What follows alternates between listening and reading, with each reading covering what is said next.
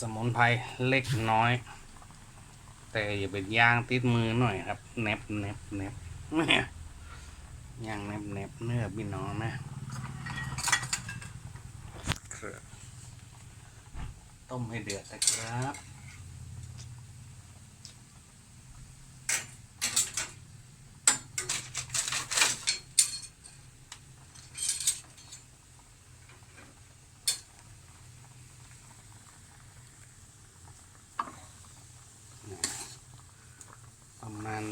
ประมาณนี้จิ้มไก่ครับนี่ยำจิ้มไก่แมลงนี้เอาโก๊กไก่ไปกุ้มเลยครับใส่ยอดสมุนไพรไป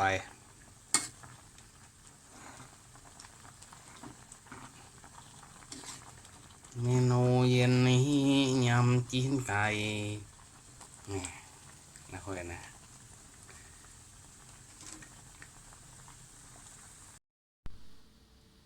นี่ครับเราแยกออกมาแล้วก็จะเป็นประมาณนี้นะครับจิ้มไก่ครับโดนไปโดนนะครับมาแล้วครับยำเย็นครับยำจิ้มไก่ครับเรียบร้อย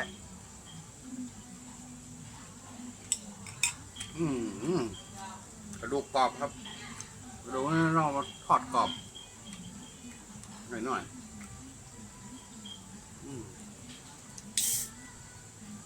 สมุนไพรครับนี่เนาะ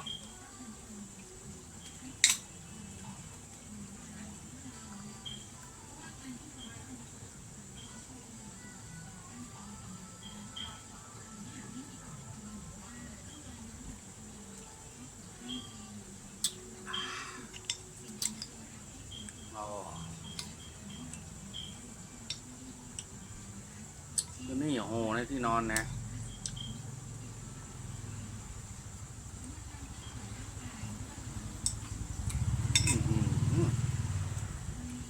สมุนไพรครับพี่น้อง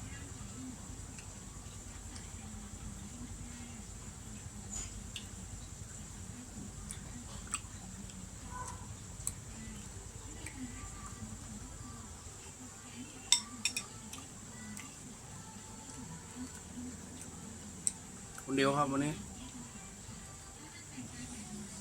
อยู่คนเดียว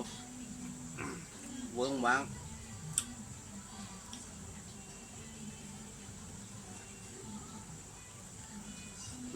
กินรอ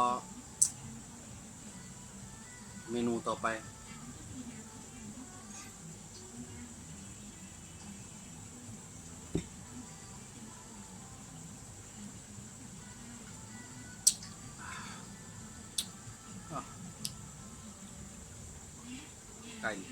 ไก่ปูจงหางเงานี่นะหางเงาส้มเม็ดป่ายนะ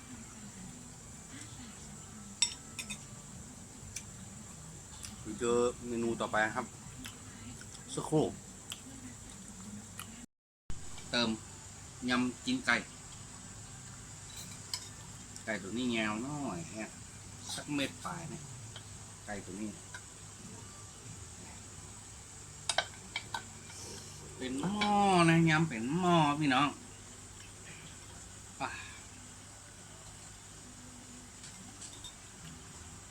นี่ตรงนี้เดี๋ยวเมนูตาม